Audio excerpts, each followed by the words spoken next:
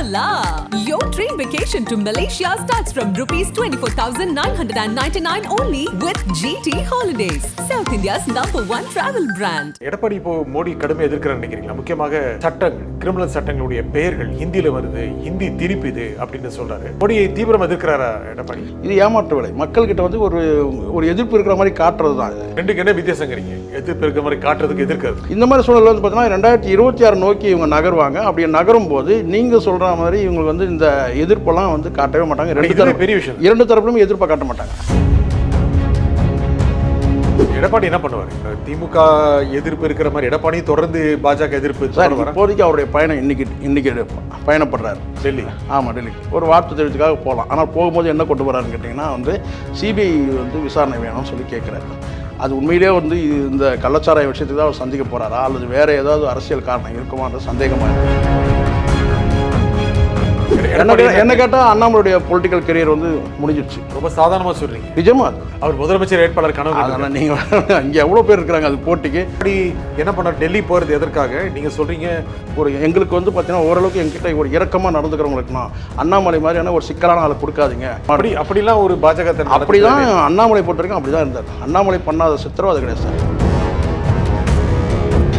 எடப்பாடி ஆமாம். யார்கிட்ட? பிஜேபியே காங்கிரஸ்? பிஜேபி கிட்ட, காங்கிரஸ் கிட்ட போக வாய்ப்பே இல்லை. பிஜேபி என்ன ரினியூ பண்ண முடியும்? இந்த மாதிரி கடுமையாக பேசிட்டாரு. இல்லை, இவர் எம்டியாக தான் இருக்கிறாரு, அவங்களுக்கு தெரியும். கடுமையாக பேசினாலும் வந்து பார்த்தீங்கன்னா அதை சரி பண்ண தான் போயிருக்காரு. இதெல்லாம் நீங்கள் பெருசாக எடுத்துக்காதீங்க. உதட்டளவு பேசுனது. ஆமாம், இது நான் ஏதோ பேசிட்டேன்னு சொல்லிட்டு நீங்கள் ரொம்ப சீரியஸெல்லாம் எடுத்துக்காதீங்க. இது ஜனங்களுக்காக பேசுனது. இப்போ நீங்கள் பார்த்துக்கிட்டீங்கல்ல, நான் பாருங்கள் எவ்வளோ பர்சன்டேஜ் வாங்கியிருக்கேன். ஓபிஎஸ்லாம் ஒன்றுமே இல்லாமல் போயிட்டாங்க. ஓபிஎஸ் சேர்த்துக்கு வரேன்.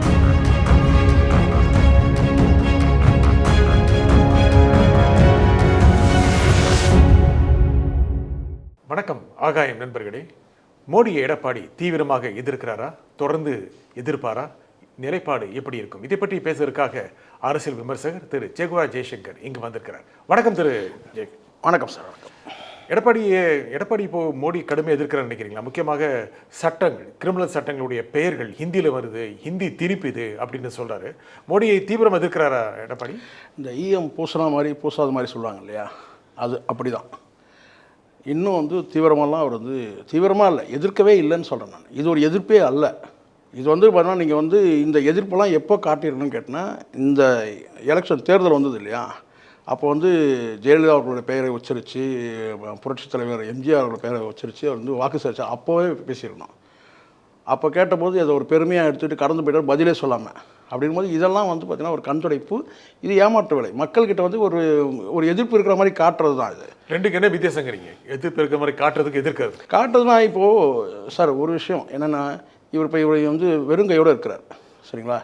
எதிர்காலத்தில் இப்போ கிட்டத்தட்ட இவங்க ஒரு 11% வாக்கு வாங்கி எங்களுடைய வாக்குன்னு காட்டுற இடத்துல இருக்கிறாங்க பிஜேபி சரிங்களா. இப்போது இவருக்கு பிரச்சனை இல்லை, நிச்சயமாக இல்லை. 10 கட்சி சேர்ந்து வந்து பார்த்திங்கன்னா அந்த 11% காட்டுறது இல்லை, இருக்கட்டும். ஆனால் வந்து இவங்களுக்கான வாக்குகள் இல்லை. இப்போ நான் மீண்டும் கூட சொல்கிறேன், மொத்த வாக்குகளை மறுபடியும் பாக்ஸில் கொட்டிட்டு தனித்தனியாக பிரிக்க முடியும்னா சொல்லுங்கள். பிரிக்க முடியாது. யாருடைய வாக்கு? ஜான் பாண்டியனுடைய வாக்குகள் தனியாக பிரிக்கணும். மற்ற கட்சிகள், பாட்டாளி மக்கள் கட்சிகள், இன்னும் இருக்கிற இதர கட்சிகள் எல்லாத்தையும் நீங்கள் வாக்குகளை பிரிக்கணும். இவங்க வந்து முக்குளத்தூர் அடையாளமாக பார்க்கப்பட்ட ஓபிஎஸ், டிடிவி இவங்களுடைய வாக்குகள்லாம் பிரிக்க முடியுமா? முடியாது. அப்போ என்னன்னா இது வந்து இந்த வாக்குகள் வந்து எதிர்காலத்தில் வந்து பார்த்திங்கன்னா இங்கே சிக்கலே கேட்டால் அண்ணாமலை என்ற ஒரு சிக்கல் தான் அங்கே இருந்தது. ஏற்கனவே இவங்க வந்து கேட்டால் மோடி எதிர்ப்பு, பிஜேபி எதிர்ப்புலாம் சொல்லலை. அண்ணாமலை பேசிய வார்த்தைகள் அண்ணாமலை தான் இவங்க வந்து ஒரு அண்ணாமலைக்கு எதிர்ப்பு நிலை தான் இவங்க எடுத்தாங்க. அதனால தான் கூட்டணி இல்லை என்றது கூட ஒரு முடிவாச்சு. ஒருவேளை அண்ணாமலையை வந்து அப்போவே இவங்க வந்து மாற்றி இருந்தால் ஒருவேளை வந்து பிஜேபி கூட்டணி கூட இணங்கி இருக்கலாம் ஒருவேளை. ஆனால் இப்போ வந்து கேட்டால் ரெண்டு பக்கமும் வந்து பார்த்தீங்கன்னா அடி வாங்கியாச்சு. இப்போது அவங்களுக்கும் பற்றாக்குறையாக இருக்குது, இங்கேயும் ஒரு எம்டியாக இருக்கிறார். இந்த மாதிரி சூழலில் வந்து பார்த்தீங்கன்னா 2026 நோக்கி இவங்க நகருவாங்க. அப்படி நகரும் போது நீங்கள் சொல்கிற மாதிரி இவங்களுக்கு வந்து இந்த எதிர்ப்பெல்லாம் வந்து காட்டவே மாட்டாங்க. பெரிய விஷயம். இரண்டு தரப்பிலும் எதிர்ப்பை காட்ட மாட்டாங்க. இப்போ எடப்பாடி இந்த அளவுக்கு இன்னும் ஒரு படி மேலே என்ன கேட்டிங்கன்னா, திமுகவுக்கு கூட ஒரு எதிர்ப்பு நிலையை வந்து பிஜேபி எடுக்க மாட்டாங்க. ஏன்? தேவைப்படலாம். 40 எம்பி இருக்குது, 40 எம்பி இருக்குது. அங்கே பற்றாக்குறையாக இருக்குது. நாளைக்கு வந்து எப்படியும் அரசியல் மாறலாம். நாளைக்கு இதே திமுகவோட ஆதரவு கூட தேவைப்படலாம்.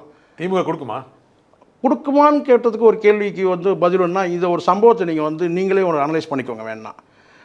மனோ தங்கராஜ் ஏதோ பேச வந்தார் சட்டசபையில். அவர் என்ன பேச வந்தார்? என்ன பேச வந்தார்? ஏன் வந்து பார்த்தீங்கன்னா வந்து சபாநாயகர் வந்து போதும் விடுங்க சொன்னார். கடைசி வரைக்கும் கெஞ்சிக்கிட்டே இருந்தார். நீங்கள் சொல்கிற நேரத்திலே நான் முடிச்சிடுறேன்னு சொன்னார். ஆனால் என்ன பேச வந்தார்? பிஜேபி எதிர்ப்பு தான் பேச வந்தார். ஆனால் அவர் பேசவே விடலை சபாநாயகர். ஏன்? இவங்களும் வந்து பார்த்தீங்கன்னா சொன்னாங்க, அடக்கி வாசிக்கிற நிலைமையில தான் இவங்களும் இருக்கிறாங்க. அப்படின்னு காங்கிரஸ் ஒன்றும் பலவீனமாக இல்லையா? அவங்களும் ஒரு காங்கிரஸ் இருக்கட்டும், ஆனால் திமுக எப்படி இருக்குன்றது தான் முக்கியம். காங்கிரஸ் இருக்கட்டும், மதுமேல் பூனையா இருக்குது. அப்போ எடப்பாடி கடுமையான எதிர்ப்பு. நான் 2 திராவிட கட்சிகளுமே வந்து பிஜேபிக்கு கடுமையான ஒன்று வந்து பார்த்தீங்கன்னா எதிர்ப்பு இருக்கிற மாதிரி வந்து பார்த்தீங்கன்னா வந்து ஒரு காட்டக்கூடிய நிலையில் வந்து எடப்பாடி இருக்கிறாருன்னு சொன்னேன்.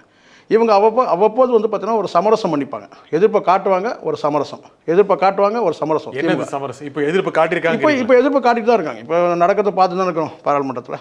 அதில் இங்கே ஒரு கால் அங்கே ஒரு கால் இருக்கும். இது எதுக்காக? திமுக சொல்கிறீங்களா? திமுக சொல்கிறேன். இப்போ எதிர்ப்பு நம்ம பார்த்துட்டு தான் இருக்கிறோம். அங்கே வந்து அங்கே ஒரு கால் வந்து காங்கிரஸுக்கு ஒரு கால், இங்கே வந்து ஒரு கால், இன்னும் கொஞ்சம் கால் அழுத்தமாக கூட வைப்பாங்க அண்ணாமலை மாற்றப்பட்டார். எடப்பாடி என்ன பண்ணுவார்? எடப்பாடி திமுக எதிர்ப்பு இருக்கிற மாதிரி எடப்பாடி தொடர்ந்து பாஜக எதிர்ப்பு. இப்போதைக்கு அவருடைய பயணம் இன்னைக்கு பயணப்படுறாரு டெல்லி. ஆமாம், டெல்லிக்கு ஒரு வார்த்தை தெரிவித்துக்காக போகலாம். ஆனால் போகும்போது என்ன கொண்டு போகிறாருன்னு கேட்டிங்கன்னா வந்து சிபிஐ வந்து விசாரணை வேணும்னு சொல்லி கேட்குறாரு. சரிங்களா? அது உண்மையிலே வந்து இந்த கள்ளச்சாராய விஷயத்துக்கு தான் அவர் சந்திக்க போகிறாரா அல்லது வேறு ஏதாவது அரசியல் காரணம் இருக்குமான்ற சந்தேகமாக இருக்குது. ஏன்னா 2 நாளுக்கு முன்னாடி தான் வந்து தமிழிசை வந்து உள்துறை அமைச்சரை சந்திச்சிருக்கிறாங்க, அமித்ஷாவை. இப்போ அதோட தொடர்ச்சியாக வந்து பார்த்தீங்கன்னா திடீர்னு அண்ணாமலை வந்து இதெல்லாம் வந்து ஏதோ ஒரு திரைப்படத்தில் நடக்கிற மாதிரி திடீர்னு சொல்லுவாங்க இல்லையா? திடீர்னு ஒரு நாள் அவங்க போய் சந்திச்சாங்க. திடீர்னு ஒரு நாள் இவர் வந்து பார்த்தீங்கன்னா வந்து ஓய்வு எடுக்கணும்னு சொல்கிறாரு. இது 6 மாதம் வந்து பார்த்தீங்கன்னா வந்து ஓய்வு கடிதம் கொடுத்துட்டு லண்டனில் போய் படிக்க போகிறேன்னு சொல்கிறாரு. அப்போ வந்து தலைமை மாற்றப்படுமா? அப்போ தலைமை மாற்றப்படணும்னா வழக்கமாக கடந்த காலத்தில் காங்கிரஸ் மற்றும் பிஜேபி கையாண்ட இங்கே உள்ள அரசியல் சூழலுக்கு ஏற்ற மாதிரியான ஒரு தலைவரை போட்டால் சரியாக இருக்குமா? இப்போ கிட்டத்தட்ட முடிவுக்கு வந்துட்டாங்க. இங்கே பிஜேபி வளருதுன்றதுலாம் இனிமேல் வாய்ப்பே கிடையாது. 8 முறை நம்ம படை எடுத்துட்டோம். இப்போ இனி வரும் காலங்களில் வந்து பார்த்தீங்கன்னா இங்கே தமிழ்நாட்டு சூழலுக்கு ஏற்ற மாதிரி, அதாவது என்ன இன்னும் நேரடியாக நீங்கள் இப்படியே சொல்லிடுறேன் நேரடியாக. இங்கேயும் ஒரு பெபபே, அங்கேயும் ஒரு பெபபே, அதாவது திமுகவுக்கு ஒரு பெபபே, அங்கே வந்து அதிமுக ஒரு பெபபே, அந்த மாதிரியான ஒரு பொம்மையான ஒரு தலைவரை போட்டு தான் இங்கே உருட்ட முடியாயிடுச்சு. இனிமேல் வந்து அண்ணாமலை இருந்தால் ஒரு இணக்கமான உறவு திமுகவுக்கும் இருக்காது, அதிமுக இருக்காது. இது மாற்றுறது தான் சரி. இந்த முடிவு சரியானதை தான் நான் பார்க்குறேன். யார் அந்த பொம்மை? ஒருவேளை தமிழிசை இருக்கலாம். தமிழிசை பொம்மையாக நினைக்கிறீங்க? இருக்கலாம், நிச்சயமாக. ஏன்னா அவங்க கடந்த காலத்தில் அப்படி பொம்மைன்னா எப்படின்னா அவங்கள கொச்சப்படுத்தக்கூடாது, பாவம். கொஞ்சம் வந்து அதாவது பெண்ட் பண்ணி போவாங்க இந்த பக்கமும் அந்த பக்கமும். அதாவது நெளிவு சுழிவோடு இருக்கும். ஆமாம், நெளிவு சுழிவாக இருக்கும். கட்சியும் வந்து பார்த்தீங்கன்னா வந்து சரியான நபர்கள் போவாங்க. கடந்த 2 நாள் 3 நாளுக்கு முன்னாடி கூட பார்த்தீங்கன்னா வந்து ஒரு ரவுடியை வந்து பிடிச்சிருக்கிறாங்க. அதான் குற்றப்பின்னணி உள்ளவரை வந்து கைது பண்ணியிருக்கிறாங்க. அது தொடர்ச்சியாக வந்து ஒரு அட்வொகேட்டை வந்து கைது பண்ணியிருக்காங்க. இதெல்லாம் வந்து எதனால்? இதெல்லாம் யாரால்? அப்போ அவங்க சொன்னது சரிதானே, தமிழிசை சொன்னது சரிதானே. அப்போ அண்ணாமலை மாற்றம்ன்றது இந்த சூழ்நிலைக்கு இது வந்து ஒரு காலத்தின் கட்டாயம். இந்த அரசியல் சூழ்நிலைக்கு எப்பவுமே சென்ட்ரல் இருக்கிற அதாவது தேசிய கட்சிகள் எல்லாமே இங்கே உள்ள இணக்கமான 2 திராவிட கட்சிகளுக்கும் வந்து பார்த்தீங்கன்னா ஜாலரா அடிக்கிறவங்க தான் போடுவாங்க. இவர் கொஞ்சம் வித்தியாசப்பட்டு நான் அதை பண்ணிவிடுவேன் இதை பண்ணிவிடுவேன், ஆனால் ஒன்றுமே பண்ணல, 0 வந்து நிற்குது. மறுபடியும் 0 இருக்குல்ல, 2-3% சார். இது வந்து நீங்கள் சொல்கிறீங்க, நான் சொல்கிறேன்ல, இங்கே நீங்கள் தனித்து போட்டிட்டு இருக்கலாம். இப்போ நான் சொல்கிறேன், இப்போ ஒரு இங்கே உங்களுக்கு என்ன ஆயிடுச்சு? இப்போது ஏன்னா உங்ககிட்ட வந்து 1 இயரில் யாரும் கேண்டிடேட் இல்லையான்னா பிஜேபி போட்டிருக்கலாமே, விக்ரவாண்டியில் பிஜேபிக்கு வந்து கண்டெஸ்ட் பண்ணியிருக்கலாமே. அண்ணாமலை எங்கேயோ நடந்தார்ல, இங்கே தெருவாக நடந்திருக்கலாமே. விக்ரவாண்டியில் பகுதியாக பிரித்து மேய்ஞ்சிருக்கலாமே தொகுதியை. நான் ஜெயிச்சே காட்டுவேன்னு சொல்லியிருக்கலாமே. இல்லை 2வது இடம் நான் வந்தே காட்டுறேன்னு சொல்லியிருக்கலாமே. இல்லை, வெறும் வாயில் மட்டும் வடை சுட்டு இருந்தால் முடிஞ்சிடுச்சு. என்ன கேட்டால் அண்ணாமலையுடைய பொலிட்டிக்கல் கெரியர் வந்து முடிஞ்சிடுச்சு. ரொம்ப சாதாரணமாக சொல்கிறீங்க. நிஜமா அது அவர் முதலமைச்சர் வேட்பாளர் கனவு. அதனால் நீங்கள் இங்கே எவ்வளோ பேர் இருக்கிறாங்க அது போட்டிக்கு, அதுக்கான தகுதி வேணும்ல சார். நீங்கள் தகுதினா நான் வந்து கல்வி தகுதி நான் சொல்லக்கூடியதுன்னு கேட்டால் அதுக்கான ஒரு பக்குவம் வேணும். முதல்ல நீங்கள் முதலமைச்சர் பதவி எல்லாருமே ஆசைப்படுறாங்க தான் இப்போது. ஆனால் அதுக்கான தகுதி இருக்கான்னு கேட்டால் நான் தகுதின்றதை குறிப்பிட்டு நான் வந்து சாதியை கல்வியை பொதுவான தகுதியே இல்லை. உங்களால் வந்து பார்த்தீங்கன்னா ஒரு இணக்கமாக மற்ற கட்சி யாருக்கிட்டையும் பேச வேண்டாம், பத்திரிகையாளர்கிட்ட உங்களால் வந்து பார்த்தீங்கன்னா வந்து பேச முடியல.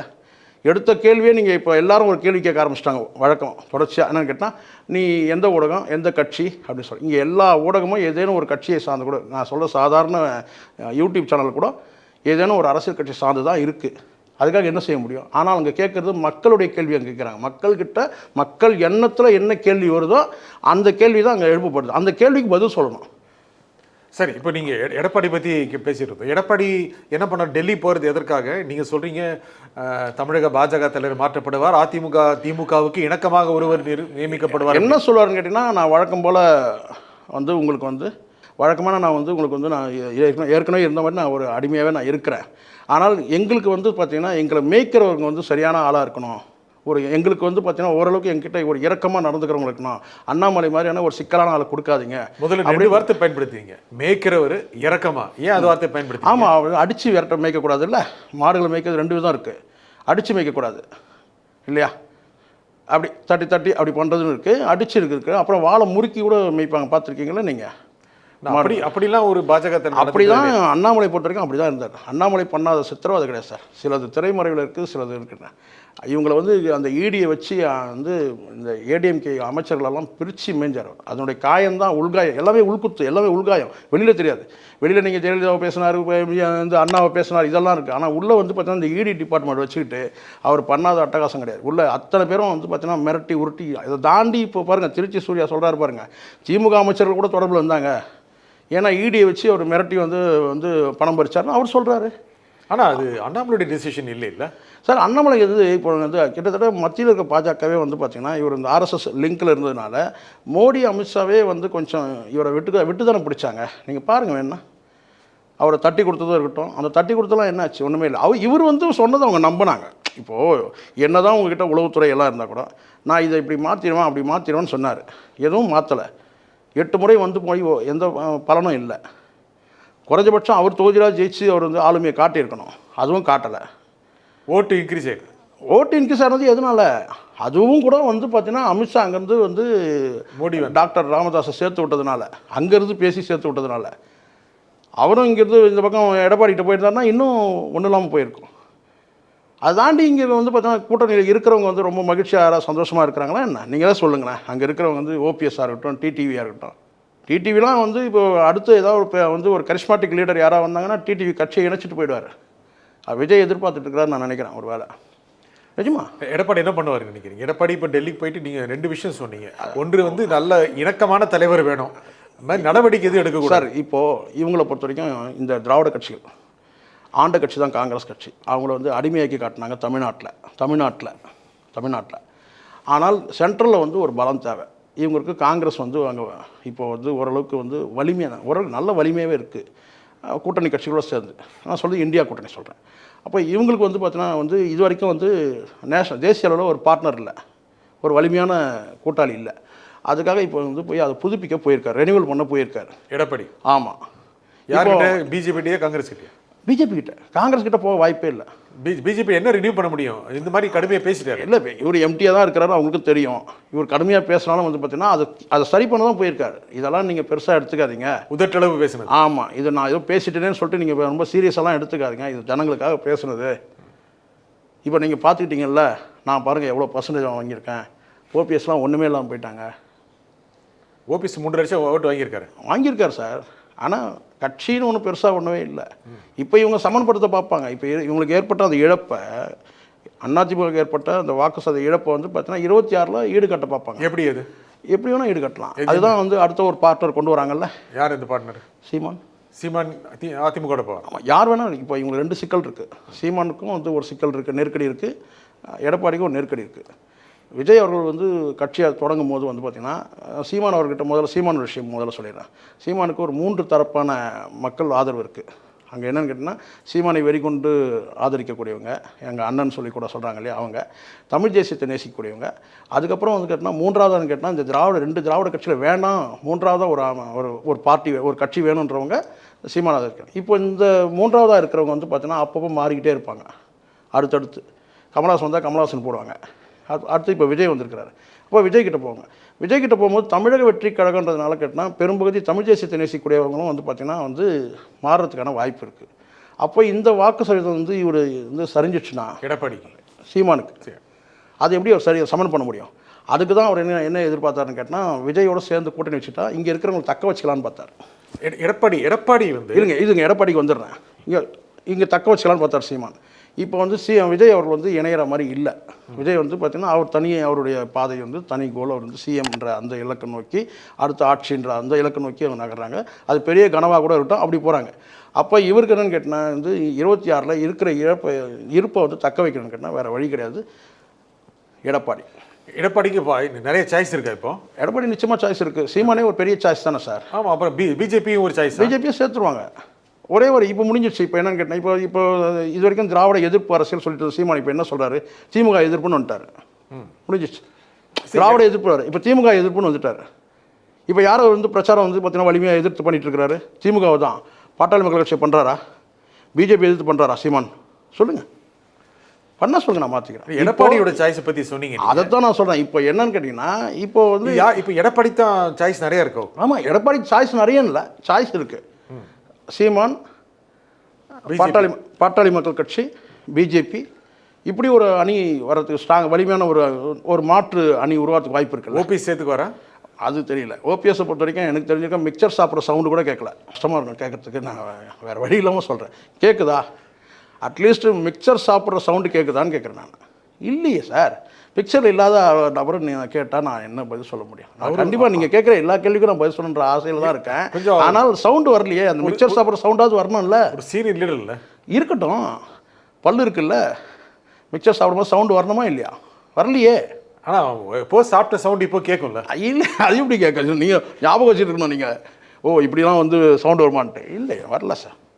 இல்லைன்ற பிக்சர்லேயே இல்லை சார். சார் இப்போது களத்தில் யார் இருக்கிறாங்க அந்த பகுதியில் அவருக்கு ஒரு நிச்சயமாக சார். இப்போ நான் கேட்குறேன், இங்கே எல்லாருமே ஒரு விஷயத்தை ஒரு ஆக்டிவான ஒரு பாலிடிக்ஸ் பண்ணணும்ல. நீங்கள் தோக்குறீங்க ஜெயிக்கிறீங்கன்றது வேறு விஷயம். ஒரு ஆக்டிவாக பண்ணணும்ல. இப்போ சீமான் வந்து பார்த்தீங்கன்னா 8% தான் வந்து வாக்கு வாங்கியிருக்கிறாரு. இன்றைக்கி வந்து விக்ரவாண்டியில் வந்து சீமான் குரல் தானே கேட்குது. இப்போ இந்த ஓபிஎஸ் ஒரு கேண்டிடேட் யாராவது போட வேண்டியது தானே?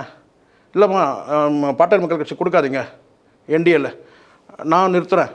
இப்போ அந்த சமயத்தில் நான் வந்து ஏடிஎம்கே வேறு வந்து கேண்டிடேட் போடலை, நானும் வந்து ஏடிஎம்கே தான், நான் போடுற ஒரு கேண்டிடேட் சொல்லியிருக்கணும்ல சார். அதானே சார் நீங்கள் போடுறீங்க, போடலை, என்டிஏல தானே இருக்கீங்க. பாட்டாளி மக்கள் கட்சி நீங்கள் கேட்டு சண்டை போட்டு இல்லை சார் நான் நிறுத்துகிற ஒரு கேண்டிடேட் சொல்லலாம்ல. ஏன் உங்ககிட்ட வந்து இப்போ ஏடிஎம்கேல வந்து ஒரு 1 இயர் கேண்டிடேட் இருக்காங்கன்னா ஓபிஎஸ் கிட்டே இருக்க மாட்டாங்களா?